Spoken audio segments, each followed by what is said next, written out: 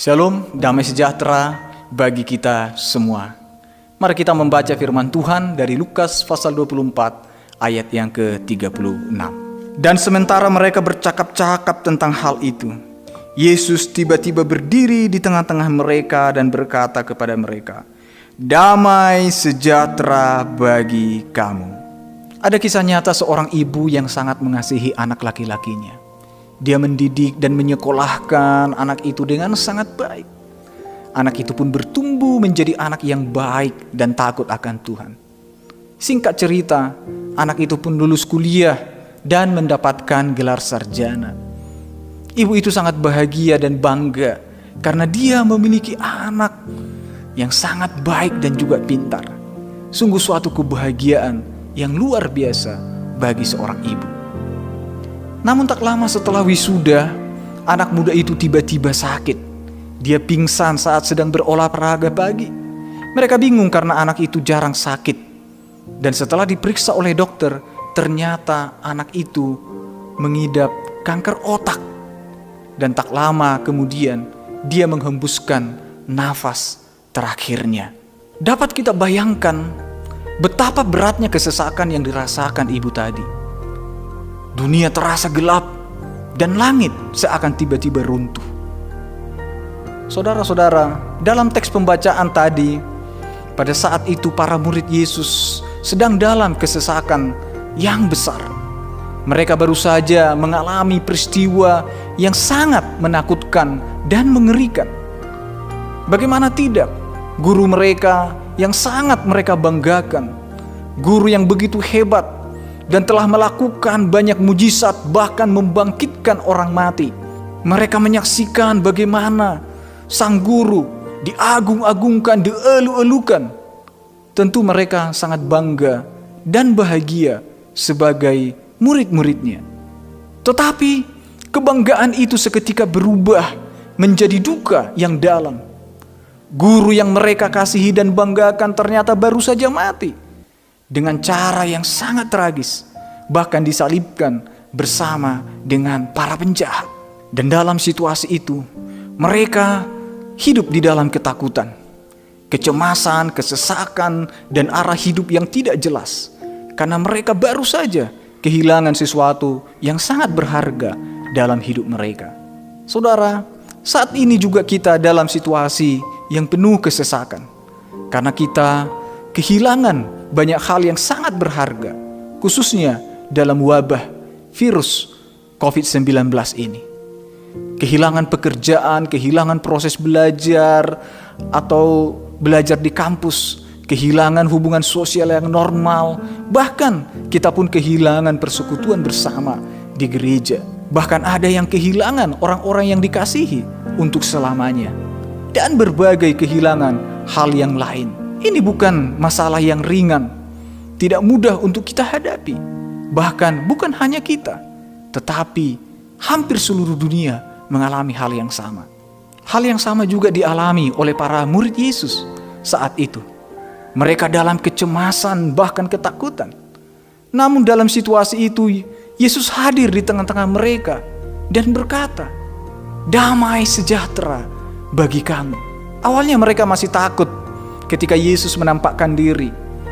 Mereka masih sulit percaya bahwa Yesus benar-benar bangkit dari kematian dan sekarang ada di hadapan mereka dan berkata, "Damai sejahtera bagi kamu." Dan mulai saat itu, segala ketakutan dan kecemasan mereka berangsur hilang. Kemudian di ayat 52, firman Tuhan berkata, "Mereka sujud menyembah kepadanya. Lalu mereka pulang ke Yerusalem dengan sangat bersukacita." Di tengah kesesakan yang dunia alami saat ini, ada banyak hal yang kita butuhkan. Kita butuh makanan, kita butuh uang. Namun ada hal yang sangat penting kita butuhkan, yaitu damai sejahtera. Damai sejahtera dari Tuhan.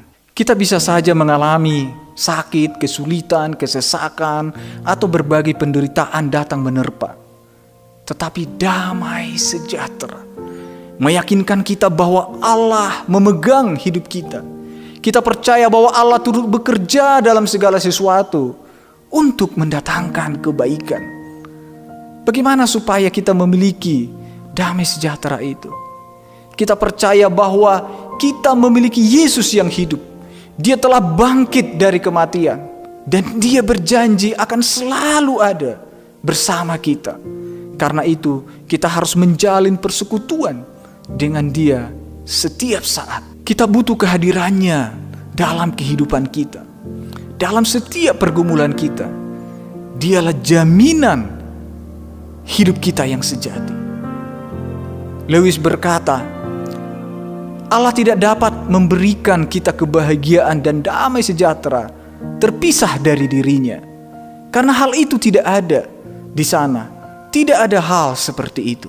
Karena itu, kualitas hubungan kita dengan Tuhan akan sangat menentukan damai sejahtera di dalam hati kita. Dan ketika Yesus menguasai hati kita, firman Tuhan berkata di dalam Kolose 3 ayat yang ke-15a, hendaklah damai sejahtera Kristus memerintah di dalam hatimu. Kembali kepada kisah ibu yang kehilangan anak yang sangat dikasihinya. Tidak ada seorang pun yang dapat mengobati kesedihan dan kesesakan yang dialaminya. Tetapi ketika dia mengetahui bahwa Yesus telah bangkit dari kematian dan menjamin keselamatan anaknya bersama dengan Allah di dalam keabadian, maka ibu itu pun bisa melalui masa kesesakan itu dan dia memiliki damai sejahtera. Apakah saat ini Anda sedang mengalami kesesakan? Datanglah kepada Yesus, maka Dia akan menolong Anda dan memberikan damai sejahtera melalui kehadiran Roh Kudus di dalam hati kita. Yesus berkata, damai sejahtera ku tinggalkan bagimu, damai sejahtera ku berikan kepadamu, dan apa yang ku berikan tidak seperti yang diberikan oleh dunia kepadamu. Janganlah gelisah dan gentar hatimu. Oleh sebab itu, marilah kita jalani hidup kita dengan penuh semangat, dengan penuh damai sejahtera, karena Yesus yang selalu bersama kita. Doa saya bagi kita semua berdasarkan surat Rasul Paulus kepada jemaat di Tesalonika. Dan Ia, Tuhan damai sejahtera, kiranya mengaruniakan damai sejahtera terus-menerus dalam segala hal kepada kamu. Tuhan menyertai kamu sekalian. Amin. Damai sejahtera bagi kita semua. Shalom.